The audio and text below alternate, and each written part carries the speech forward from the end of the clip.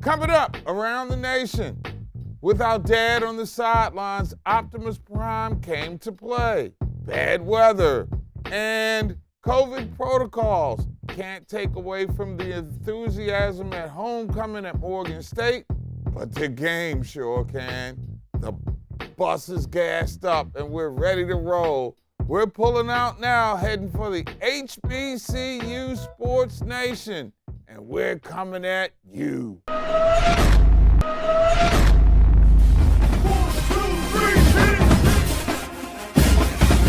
Black out and move. Ride, come on! Black College, stand up! HBCU! What's the deal, folks? Welcome to the HBCU Sports Nation, where we got all your bases covered. World Series reference there.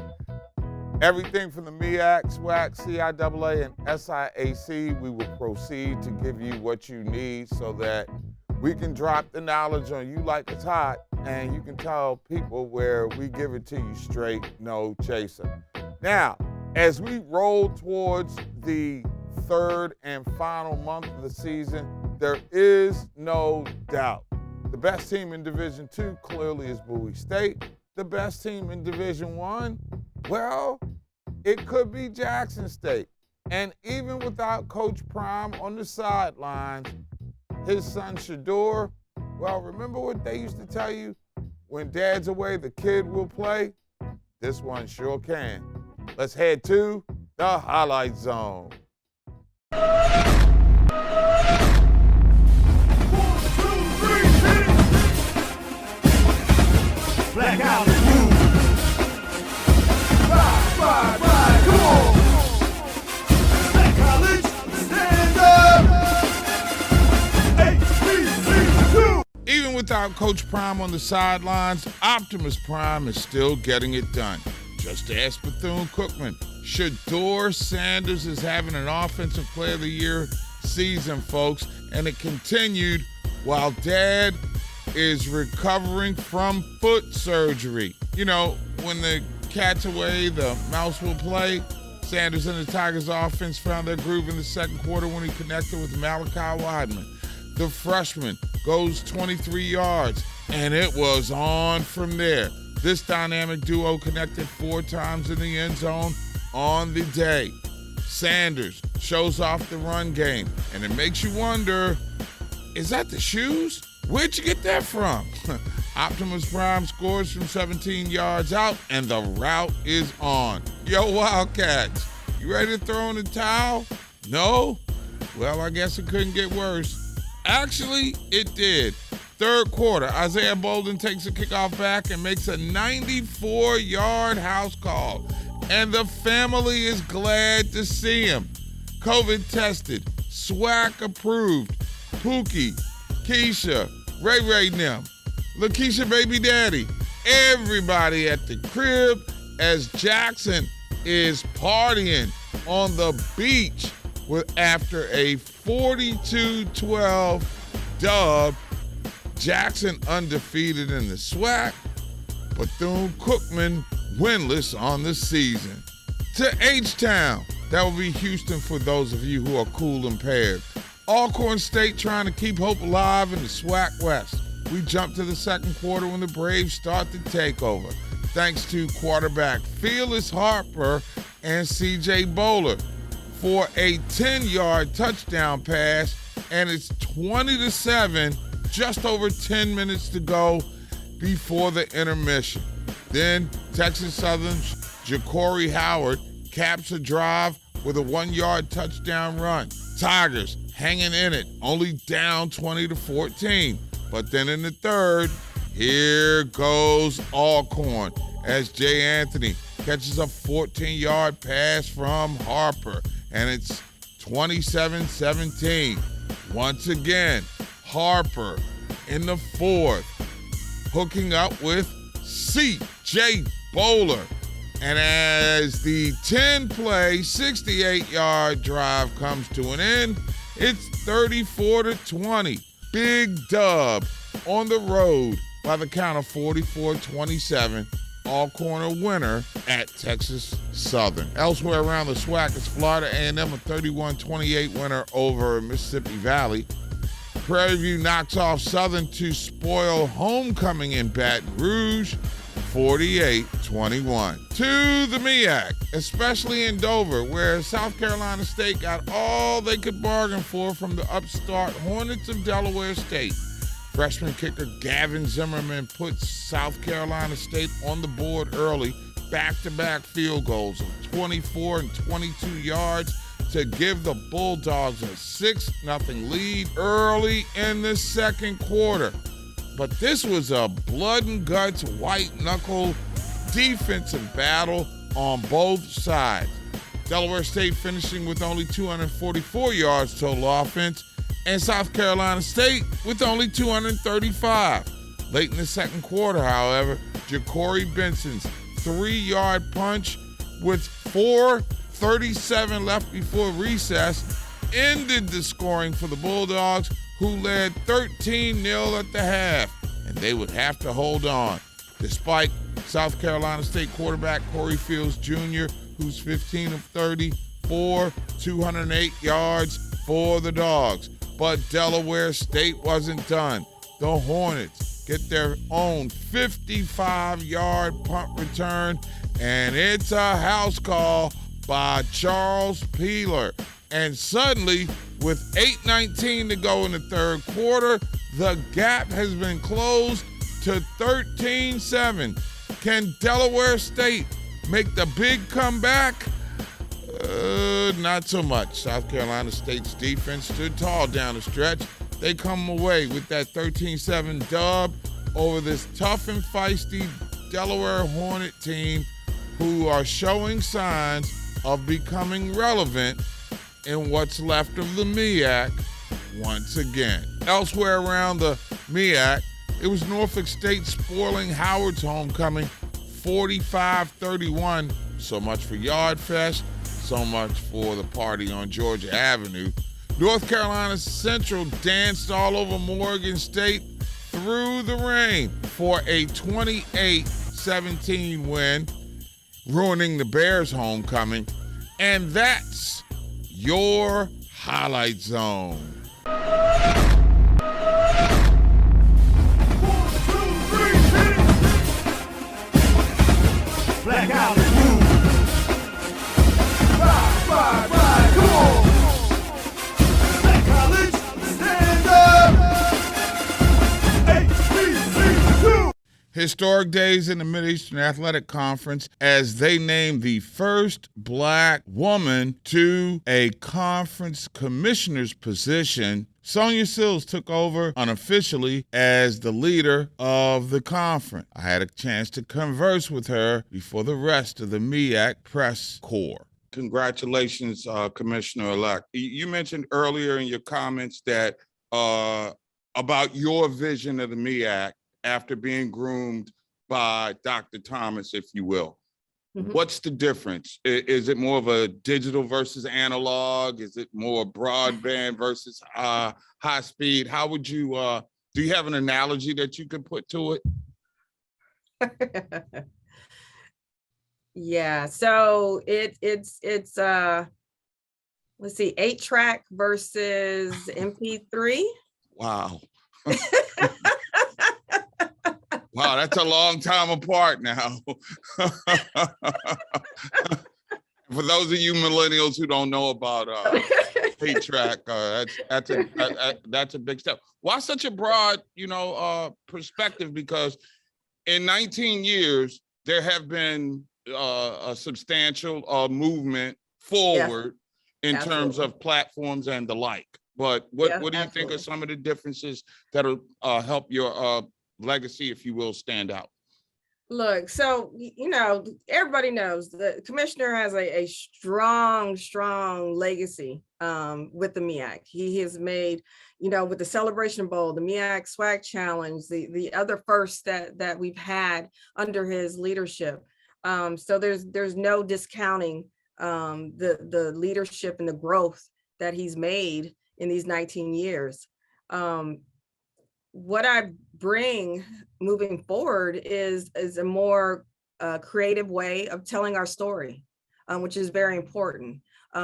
Also looking at unique ways that we can engage our potential corporate partners. When you look at corporate partnerships, it's not the same. We're in, like you said, we're in a digital age, social media. So, we have to be able to give our corporate partnerships not the usual signage. We got to give them something that's unique and different. And one of the things that I've been talking with the staff about when it comes to corporate partnerships is I don't want the same old thing. I want to see something that's different and unique to each corporate partner in meeting their goal and giving them a good return on investment. The other thing with that is if the MEAC can't be exclusive, then we need to be first when it comes to some type of thing that we're doing with our corporate partnerships. I want to make history. So let's do something that's unique, that's going to help tell the story of the MEAC with this particular corporate partnership. And how is that going to reach out not only to athletics, but how is that going to reach out with the academic component, scholarships, how internships for our students. I want this involvement with corporate partnerships to be impact investing. How can we work with corporate partners that will assist our institutions with their line items, similar to our long-term relationship with Nike, how our institutions don't have to worry about uniforms and shoes to a certain extent, because we've taken care of that. So then that money can be moved on to facilities or staffing or other things. So I'm looking for partners who are going to help impact our institutions and the sustainability of that.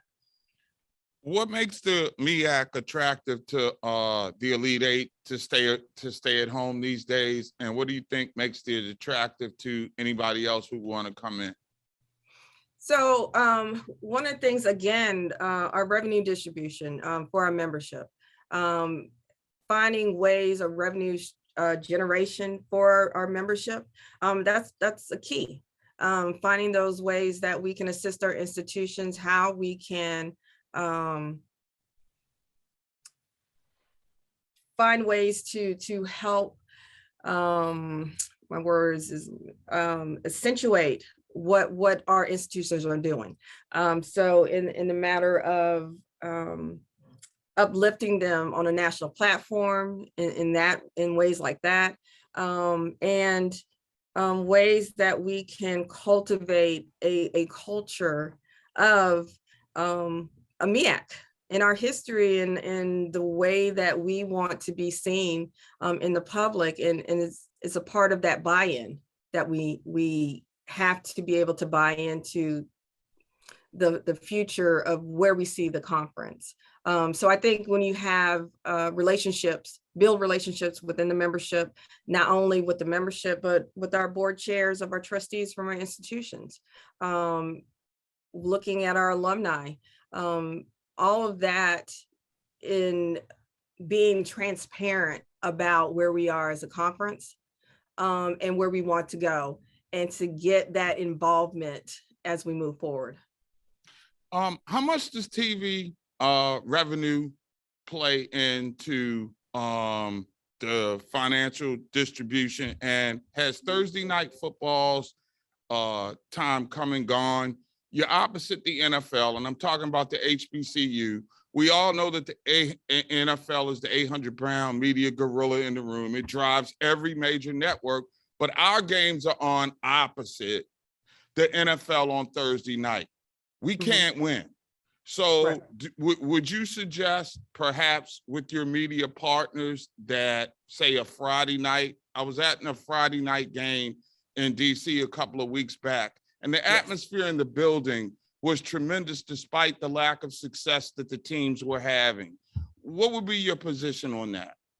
Yeah, I agree with you, Mark. I think Thursday night games wouldn't fit for us right now. I think Friday night game, I was with you at Howard, and that was tremendous. It was good for TV. It was at the perfect time. And I think that may be where our fit is in regards to, if not on Saturday, a Friday night game, I think would be tremendous.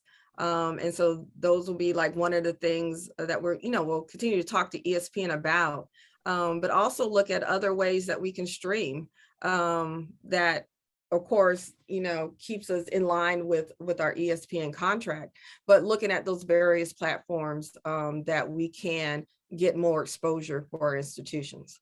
And football as a revenue generator for schools. I talked to an athletic director inside the conference who told me that it was less about generating revenue at this level, his term, not mine, but it was more about the experience for the schools. And that was shocking to me because, the model I'm used to seeing is, okay, football's the cash cow, which keeps everything flowing. Can you expound on how that impacts individual schools and the conference? So I think I didn't answer your previous question. With the revenue that we generate with football, for instance, when you're talking about TV and you're talking about the Celebration Bowl, we have a revenue distribution formula. So it's a shared revenue with all the members, which I think is very important because I think we're stronger together. I know we're stronger together than we are apart. And so that's how we should approach our anything that we're going after as a collective instead of as individuals. In regards to that comment,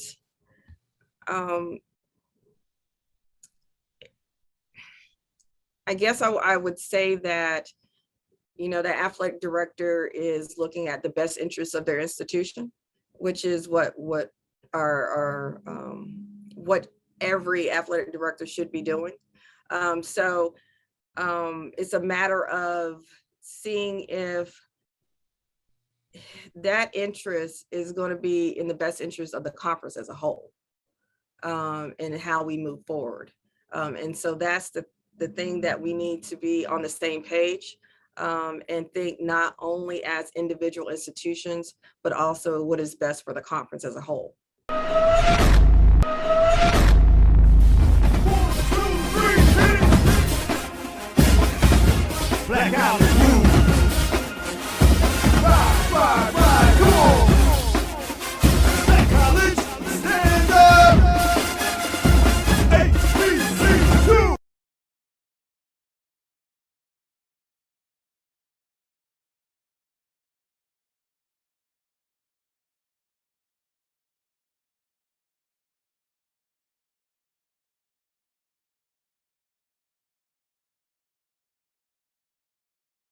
Fourteenth ranked Bowie State pushed their conference win streak to 18, dating back to 2018 with a win over Virginia Union. The Bulldogs ran off 27 unanswered points. Khalil Wilkins finished with 163 all-purpose yards, including 138 of their 282 total rush yards. If Bowie State wins at least one of their final two games, they will in fact advance to their third consecutive CIAA championship game, and Fayetteville State remains undefeated in conference play with a 40-12 win over winless St. Augustine's. They then ran off 30 unanswered points. That included a pair of touchdown passes from Kari Lane. Lane finishes with 244 yards on 15 of 22 passing. Shaw holds off a scrappy Johnson C. Smith team to remain in the South Divisional race with a 2014 win on homecoming in Raleigh. The Bears jumped out to a 17-0 lead in the first half. Shaw's Andre Brandon finished with a game-high 124 yards to lead the CIAA's top rushing attack. Winston-Salem State won their third consecutive game with a 21-0 win over Livingstone on homecoming. Winston-Salem quarterback Cameron Lewis threw for 196 yards and 3 touchdowns. Alex Cabrera caught touchdown passes of 35 and 50 yards. Winston-Salem State defense pitching a shutout for the second straight game and holding Livingstone to just 175 yards of total offense. Virginia State did just enough on offense and used timely special teams play to secure a 23-3 win over Lincoln of Pennsylvania. Virginia State took control with a 23-point outburst, holding the Lions scoreless for the rest of the game. Quarterback Chauncey Caldwell threw for a game-high 195 yards and ran for a score. To the SIAC, where Albany State dominated Savannah State to post a 30-0 win in a huge matchup. The Golden Rams have punched out their 4th shutout of the season and allowed just 9 points in their last 4 contests. It should be noted that Albany State is ranked number 3 in the Super Region, right behind Bowie State. Can we make that game? Can we do home and home with Bowie State and Albany State? I'm just asking for a friend. Frank Bailey Jr. ran for 2 touchdowns to help Morehouse pick up a 25 victory and spoil homecoming at Benedict. Bailey scored on touchdown runs of 50 and 2 yards to finish with 96 rushing yards. Morehouse earned their 3rd straight win of the season. They also had 9 sacks and 4 interceptions. 1, 2, 3, hit it! Blackout is moved. Ride, come on! Black College, stand up! HBCU! And that's how it went down for real in the HBCU Sports Nation in Division II. Now, upon further review, let's talk about the Hampton takeover of the MEAC that continues. This has to come straight from our there he goes opening his big mouth, and we don't like it. But it needs to be said. After 19 years under Hampton rule, it was time for the MEAC to move forward. Now, this is not a personal indictment on Sonia Stills. I'm sure she'll do a fine job as an athletic administrator. But what the MEAC needs right now is not an administrator. They need somebody who's an innovator. I mean, look at what we've gone from after 19 years of Hampton leadership. There are only 5 football teams playing in the conference. There are 6 full-time members. You got people looking at conferences like the Northeast Conference and the Patriot League. You've had defections to the Big South and the SWAC. And we go down the same road again? For the love of Ken Free and Larry Barber, what the hell is going on around there? I mean, it came so quick and so fast. Hey, look. Again, it's not an indictment on Ms. Stills. She worked tirelessly amongst that damn near 2 decades of Hampton rule. But it was time to go outside the box. You should have thought about other names. Hey, I can think of 2 off the top of my head, and one would have been so visionary and helped bridge the gender gap.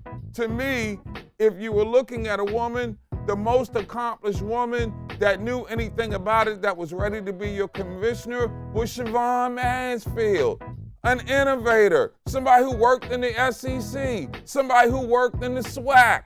Those conferences are on the cutting edge. The MEAC needs a different direction. My conference is falling apart. And let me be clear about this. The MEAC was much better for Hampton than Hampton was ever for the conference.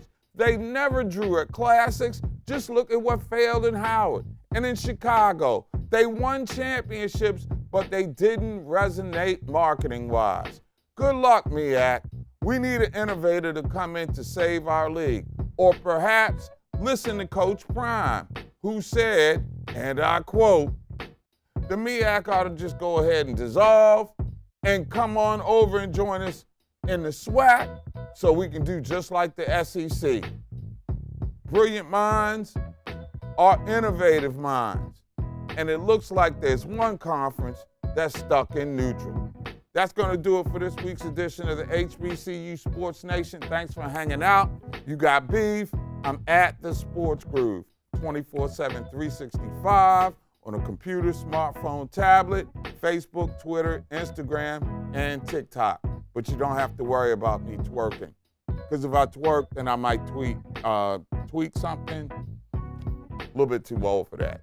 Anyway, holla at you next week. And remember, as always, the car's gassed up, the fridge is full, and we ready to roll around the HBCU Sports Nation, and we're looking to find you real soon.